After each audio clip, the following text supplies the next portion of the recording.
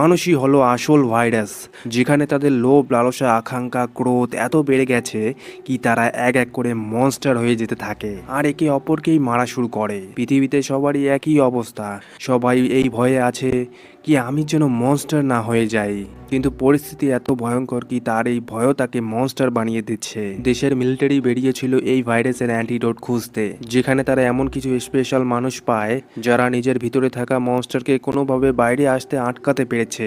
এই জন্য মিলিটারি তাদেরকে ধরে ল্যাবে নিয়ে যায় তাদের উপর এক্সপেরিমেন্ট করার জন্য, কিন্তু এতে কোনো লাভ হয় না, যা আমরা এই সুইট হোম সিরিজের সিজন 1 এবং সিজন 2-তে দেখেছিলাম। যদি এখনো না দেখে থাকো তাহলে কমেন্ট বক্সে লিংক দেওয়া আছে, ঝট করে গিয়ে দেখে ফেলো, নাহলে এই সিজন 3 বুঝতে অসুবিধা হবে। তো বন্ধুরা, সুইট হোম সিরিজের সিজন 2 যেখানে শেষ হয়েছিল সেখান থেকেই সিজন 3 এর কাহিনী শুরু হয়। আমরা দেখেছিলাম যে কেইয়াং এর সাথে লড়াইয়ের পর হিউনসু অজ্ঞান হয়ে গেছিল।